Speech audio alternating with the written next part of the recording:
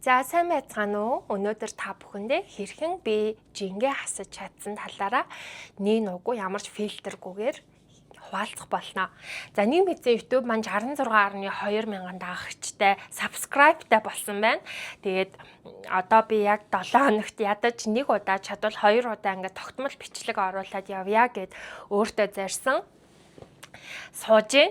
За тэгээ өнөөдрийн маань эхний ярих сэдэв бол хэрхэн жингээ хасдаг вэ? Энэ талаараа ярилцъя. За хамгийн ихэнд хүн болгоны генетик өөр байдаг. За ер нь ээжийнхаа тал, аавынхаа талыг харцхад тодорхой байдаг л та.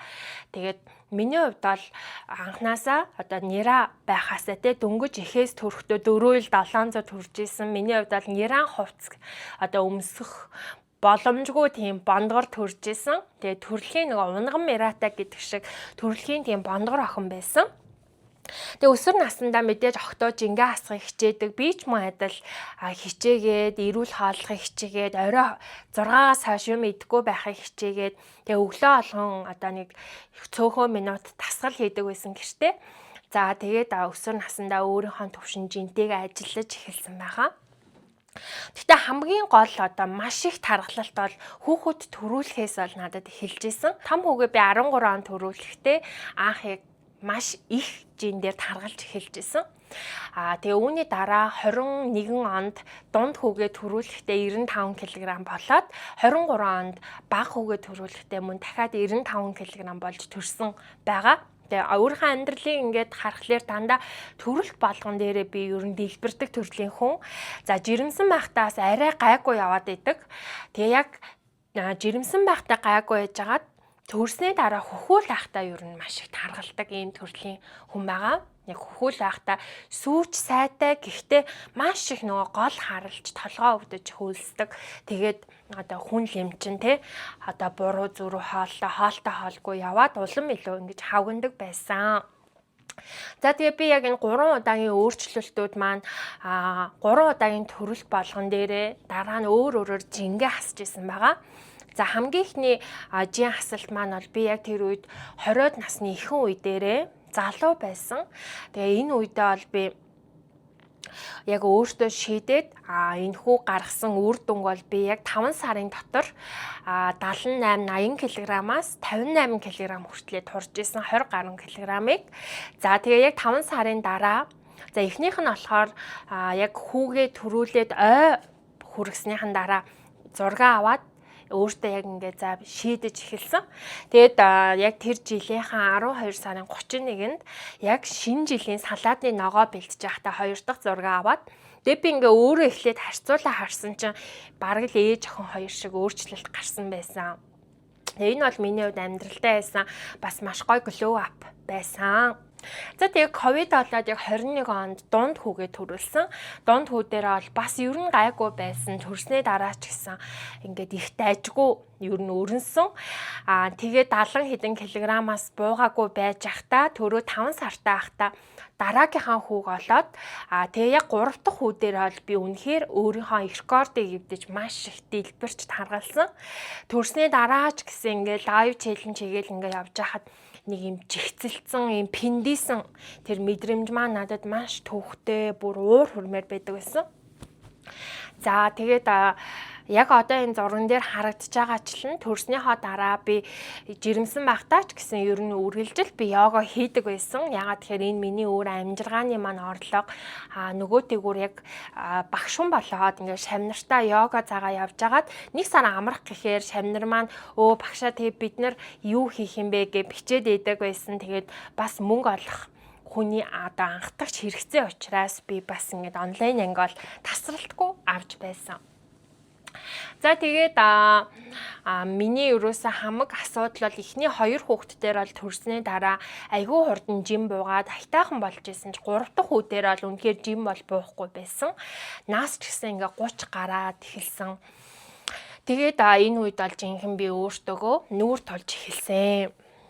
За тэгээ одоо та бүхэнд энэ харагдаж байгаачлан энэ бие маань бол одоо миний хувьд яг өөртөө огт дийлэн барихгүйгээр амьдралын хэм маягаа засаж өөртөө бий болгож авч явж байгаа форм манайгаа Эндээ би өөрөө маш сэтгэл хангалуун байдаг. За энээсээ нэг нэмэх хасах 5 кг ерөнхийдөө ингээ хэлбэлзээд явж байдаг. За ингээд гол үндсэн жингээ хассан типүүдэд та нартай хуваалцъя. За хамгийн нэгдүгээр жижиг хасах гэдэг бол өөрөө урт хугацааны аялал байдаг. Магадгүй нэг 5 кг жим бол өөр хэрэг. Яг 10, 20, 30 кг-ийн жим бол урт хугацааны аялал байдаг. Өөрөөр хэлбэл энэ хугацаанд хүнээс маш тууштай байдал, сахилга баттай байдлыг шаарддаг гэсэн үг. Тэгэхээр энэ дээр яг хүн маш олон удаа жингээ хасан дэйник гэж хэлсэн ч амархан шантраад байдаг. Гэтэл ямар нэг тууштай байна вэ гэхээр яг шийдчихсэн тий хоолон дээр тулна гэдэг шиг. За би одоо л жингээ хасахгүй бол бүр арай дэнглээ гэд тий яг ингээ өөртөө ярилцаа шийдсэн тохиолдолд хүн илүү тууштай байд юм шиг санагддаг. За тэгээд яг жингээ хасгаа зорж байгаа хүмүүс бол номер 1-р сэтгэл зүгээ хамгийн түрүүнд бэлдэх хэрэгтэй байдаг. За тэр нь ямар сэтгэл зүв вэ гэвэл та өнөөдөр үхтлээ хичээж дасгал хийсэн ч өчнөө гоё эрүүл хооллол өлсөөл мацаг барьсан ч тий жинчин хасагдахгүй байхыг хүлээн зөвшөөрөх сэтгэлийн хатыг та өөртөө суулгах ёстой. Яагад гэвэл бидний бие махбод янз бүр болно. Эмэгтэй хүн сар болгон сарын тэмдэг ирнэ. Тэгэхээр сарын тэмдэг ирэхийн өмнөх 7 хоног бол тасгалаа 1000 хийгээ, дэглэмээ 1000 барьсан ч жин хасагдахгүй улам бараг нэмэгдэх тохиолдол байдаг. Тэгэхээр хитрхи их нөгөө үр дүнгээ байн шалгадаг тийм хүмүүс бол ер нь тууштай байж чадахгүй. Яг тэр сарын тэмдгийн өмнөх 7 хоногт бол ингээд би ус татаад хавгнаад ирэхээр одоо жин нэмэгдээд ирэхээр тэрэн дээр шантраад идэг. Тэгэхээр хамгийн одоо жингээ амжилттай хасахын тулд сэтгэл зүгээ бэлдэх хэрэгтэй байдаг. Өөрөөр хэлбэл ялсан ч ялагдсан ч нэмсэн ч хассан ч те үр дүнгээс хамааралгүйгээр би хийх ёстой юмаа яг гоё хийгээд 1 сар 90 хоног яг тууштай байя гэсэн тэр одоо алсын хараагаад одоо тавиад сахилга баттай байдлыг өөртөө бий болгох ёстой гэсэн үг. За тэгээ ямар ч хүний би 90 хоногт бол маш гоё том өөрчлөлтийг авчирдаг. Өөрөөр хэлбэл нөгөө хүмүүсийн вау гэдэг гайхалтай үр дүн чинь бол 90 хоногт гардаг. За өөрөөр хэлбэл 12-7 хоног гэсэн. Эхний 4-7 хоногийн хассан жин зөвхөн та өөрөө ажиглана. Дараагийн одоо 4-7 хоног буюу 8-7 хоногийн дараа таны жин хасныг эргэн тойрны дотны хүмүүс чинь анзаарч эхэлдэг. Ингээд 12-7 хоногийн дараа бол ойр дотны чинь хүн биш ч гэсэн хаяа нэг таардаг хүмүүс чинь бас таныг одоо шагшран гайхах тэр алмаарах үр дүн 12-7 хоног буюу 90 хоногт гаргадаг. Тэгэхээр би юу гэж хэлэх гээд байна гэхээр яг жингээ хасахыг хүсэж байгаа хүмүүс бол 90 өдөр тэр одоо жингийн тооноос үл хамааралтай ерөөсөө тууштай байна гэсэн тэр нэг гой сахилга баттай зан чанарыг өөртөө бий болгох нь маш чухлаа гэсэн үг. За тэгэхээр хамгийн нэгдүгээрт бол тууштай байх, жин нэмсэн ч хассан ч үүлээ үнэн хийх тэр нэг юм гоё үнэн сэтгэлийг сахилга баттай сэтгэлийг өөртөө суулгах нь байна. За номер 2 дугаар сэтгэл зүй байгаа. Бас л ерөөс ингээл ихний алхмууд дээр ерөөсө хоол орж ирдэг байхгүй. Ихний алхмууд бол ерөөсө сэтгэл зүйн асуудал байдаг. Тэгэхээр хамгийн одоо 2 дахь нь бол би бол үргэлж тэгэж боддог. Илүүдэл жинтэй хүн зөв зүгээр байгаа хүн хизээж илүүдэл тийм их жинтэй болохгүй. Тэр их жингтэй 20, 30, 40 кг-ийн илүүдэл жин тээж гинэ гэдэг нь тэр хүн тэр хэрээрээ маш их стресстэй тэр байдлыг сэтгэл зүйн хувь тайван бус стрессийг туулаад тэр нь илүүдэл жингээрээ гадна талд харагдаад байдаг гэж би бол энэ олон жилийн туршлаган дээр дүгнсэн байгаа.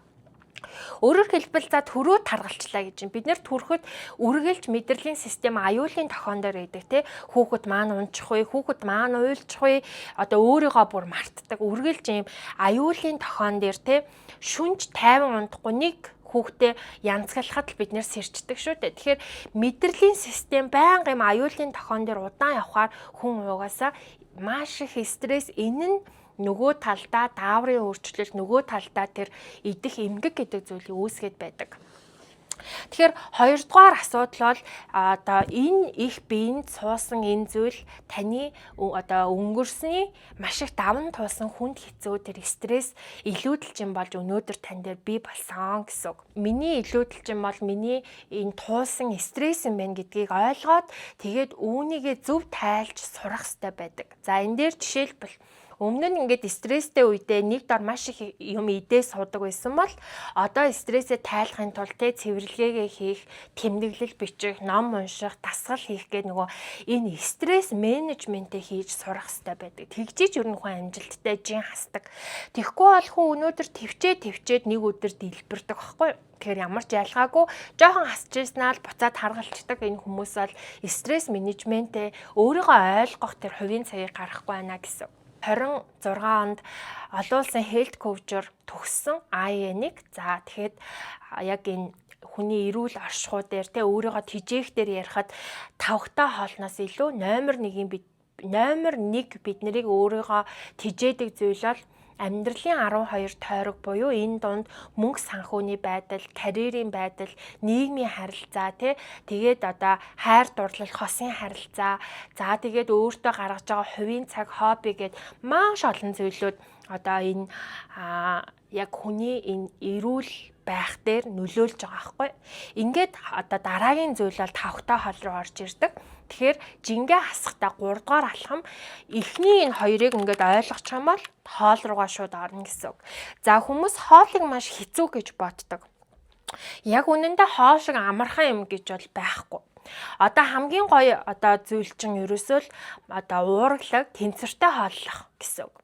Тэгэхээр эрүүл хоол гэдэг нь яг тэр одоо би жингээ хасж байхдаа иддэг байсан хоолнуудад та нарт харуулвал ногоотой шүүл, будаатай хуурга, котлет, тэгээ зүгээр чансан мах за эсвэл тараг йогурт бөөл гэд дандаа л ийм нэг амьдралд ойрхон залхуу юмнууд л байж идэг.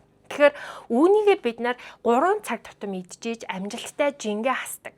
Тэгэхээр хооллолтын хувьд эрүүл хоол нь гэхээр 100% төгс ногоо идэхийг бол хэлэхгүй. Яг одоо хоолоо гадуур идэхгүйгээр гэртээ хоолоо бэлтгэхийг хэлнэ. Тэгэхээр гэртээ хийсэн будаатай шүл бол эрүүл хоол болчихж байгаа. Гадуур идж байгаа сэндвич юм уу одоо бургер эрүүл бус хоол болчихж байгаа хгүй ер нь ингээд ярих юм бол тийм их амтлагчтай юм идэхээр дараа нь маш их ам цангаад ялангуяа бүр юм содтой газтай мухсэл төрдөг. Ингээд захиалгын хоол идээд араас нь газтай ундаа юм уу газтай юм ууж байгаа үед бол хизээч хүнжин хасах боломжгүй.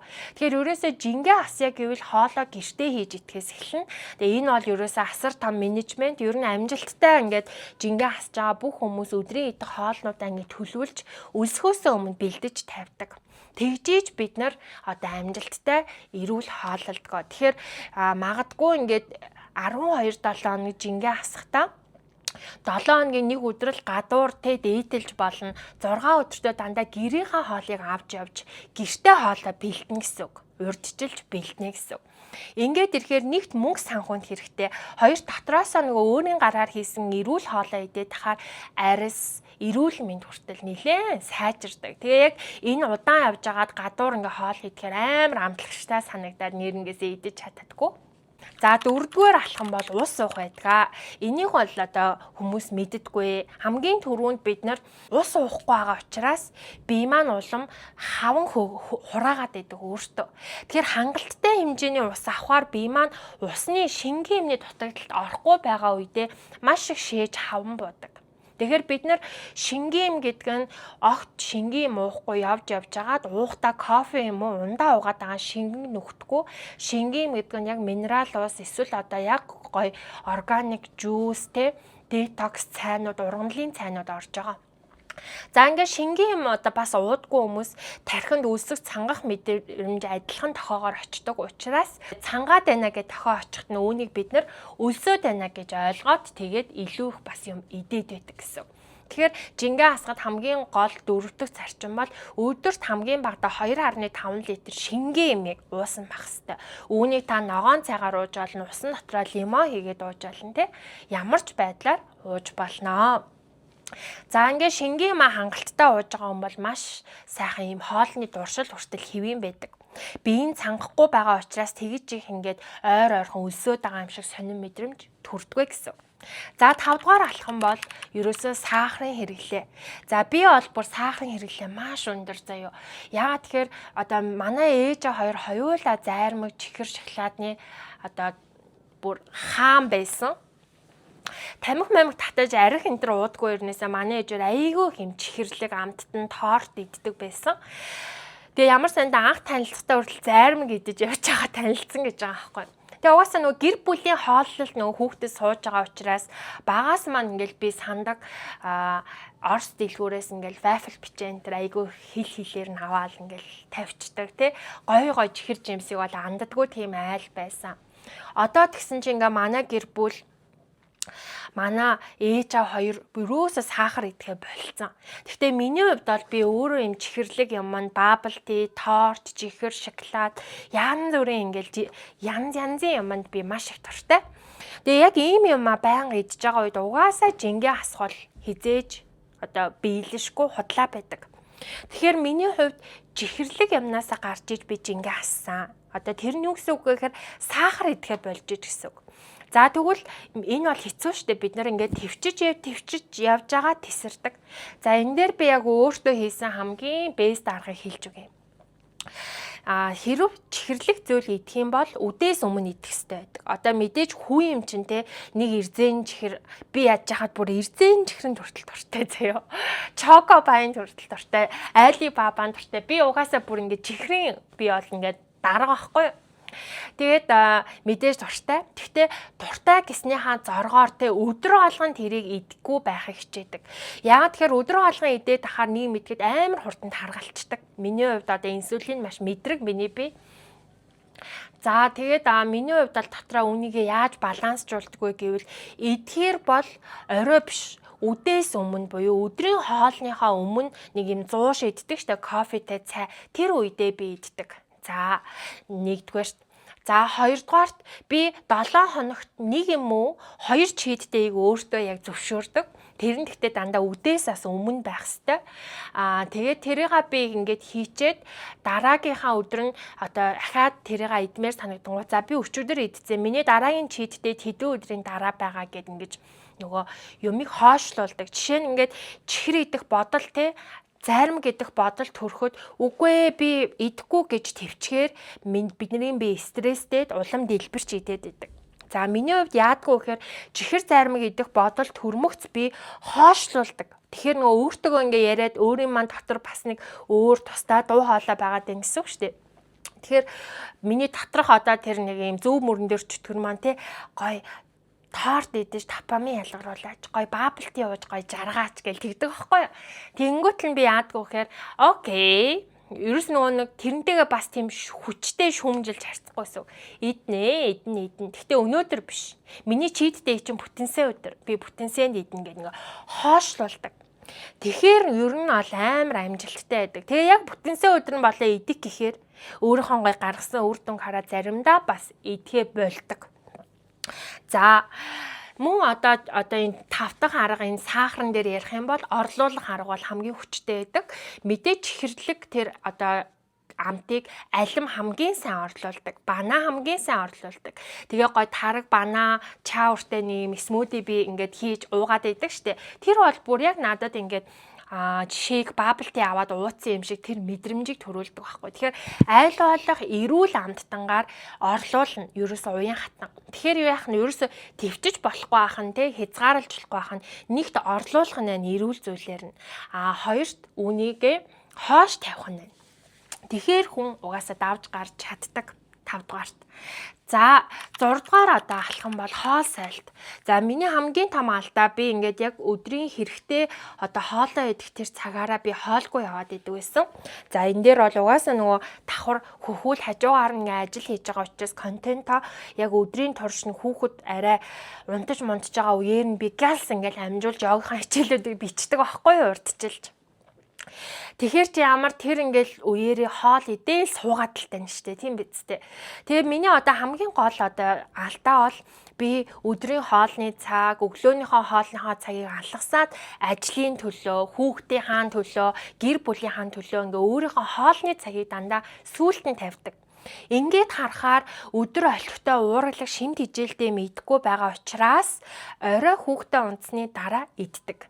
Энэ бол ерөөсөө хамгийн гол таргалалтын шалтгаан байсан. За тэгэхээр 6 дугаар арга нь хоол сойхгүй байх. Ер нь ингээд хоолыг алгасаа сойлоо гэхэд заяа.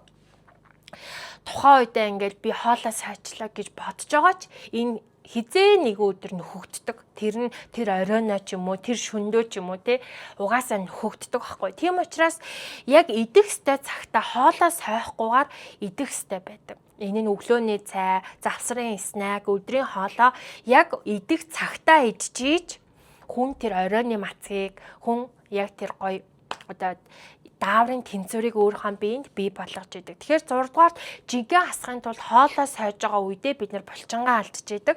Дээрээс нь дараагийн удаа бидний бодисын солилцоо орж ирсэн зүйлийг улам өөх хаван болгож хадгалах гад байдаг.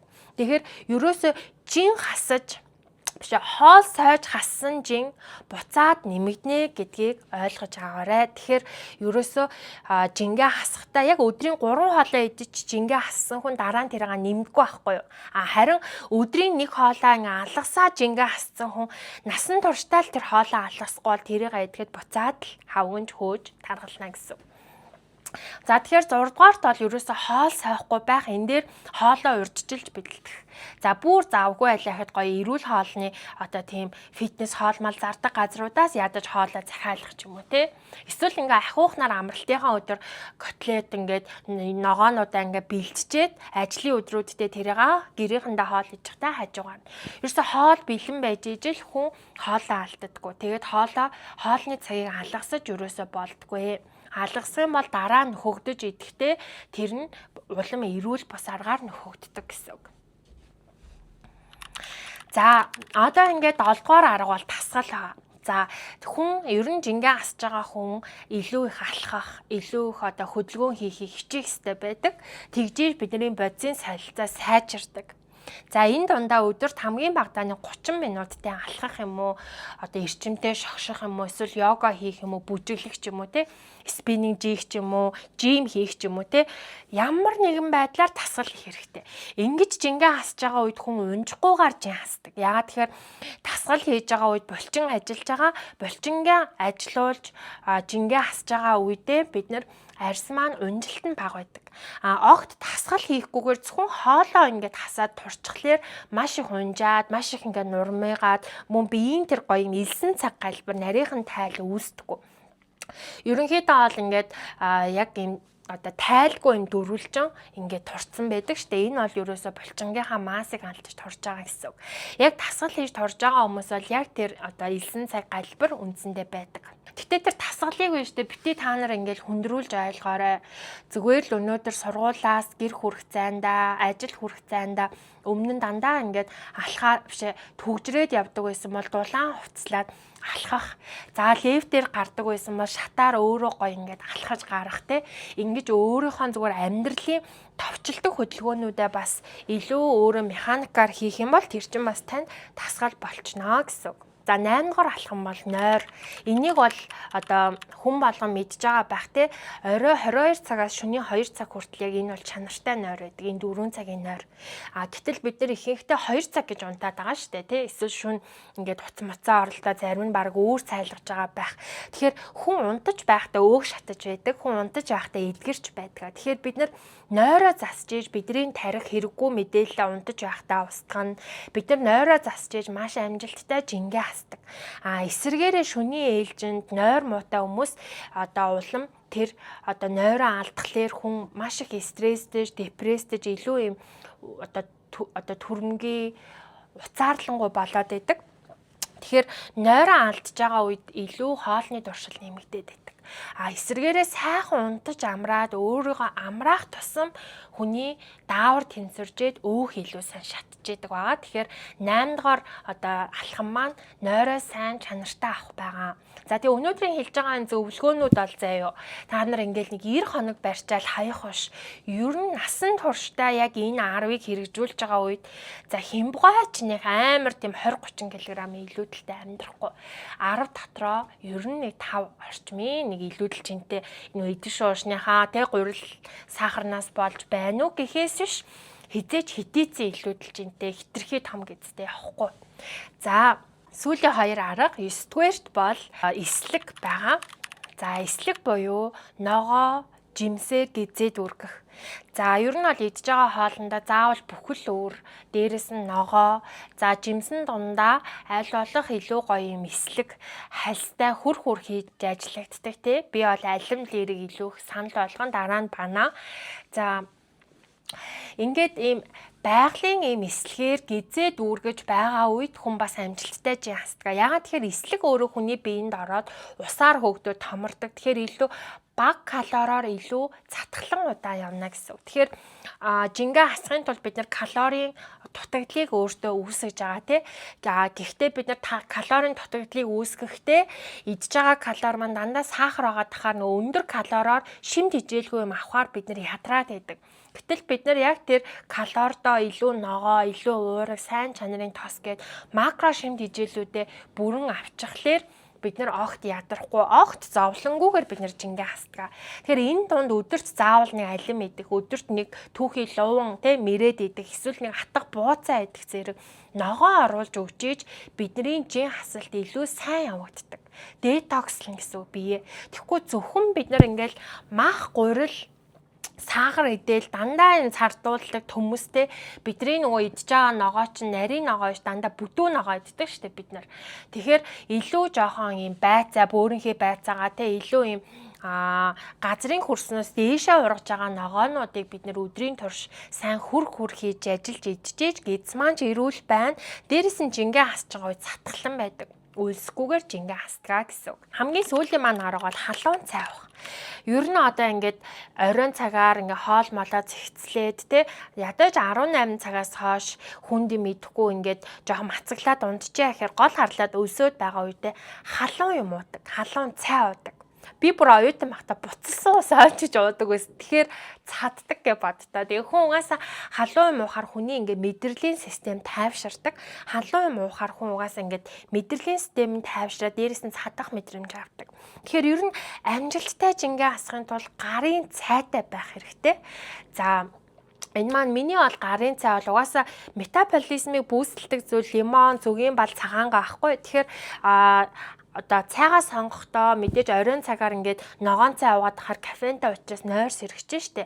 Хар цай гоё хандлаад те зөндөө олон гоё цайнуудаа орой ууж болдог. Хар цай жоохон хандлаад дотор нь лимон, зүсмий хийгээд баг зэрэг тал жижиг халбар одоо зүгийн бал хийгээд нэг зүсэн цагаангаа хийгээд те нэг юм өөрийн гисэн гоё детокс цайны жортой болох хэрэгтэй. Тэгээд ингээ нэг өлсөөд эвгүүрхэд янз бүрийн бодогдоод ирэхээр сайн халуун цай, халуун кофе уух нь бол хамаагүй бидний одоо жингээ хасахад хамгийн сайн найз бол халуун цай байдаг. Айгуу цайсаг байж ижил ер нь амжилттай хүн яг жингээ хасдаг. Одоо ч ингээд сая би айгуух яриад ингээд миний гол харлаад өлсөж гин. Яг гэхдээ энэ үедээ бид нэр шууд идэхээс илүү эхлээд нэг сан цай уучихлаэр ингээд нэг гой тайвшраад эрүүл ухаантай болоод ирдэг. Тэр үедээ бид нэр зүү юмаа сонгож идүүлэх тохиромжтой байдаг. За тэгээ өнөөдрийн маань бичлэг нэлээд урт болчих шиг боллоо. Энэ хүртэл үзсэнд баярлалаа. Төгсгөлийн одоо өөрт маань маш их гой хэрэг болсон зүйлийг та нартай хуваалцъя. За энэ үгийг бол би Соёнбаа багшаасаа сурсан. Соёнбаа багш дээр бол яг PT аваад сүүлийн бараг хагас жил Соёнбаа багш дээрээ явсан. За тэгээ энэ үед миний зорилго чинь нөгөө дэглэм барихгүй байх зорилготой. Ямар нэгэн дэглэм барихаар л нөгөө насаараа барьж чадахгүй учраас те энэ нь бол надад маш утгагүй санагддаг. Тэгээ багш дээрээ ч гэсэн хоолны дэглэм би танаас авахгүй гэж тэгдэг байсан. Тэгээ багш маань яг надад хэлдэг байхгүй.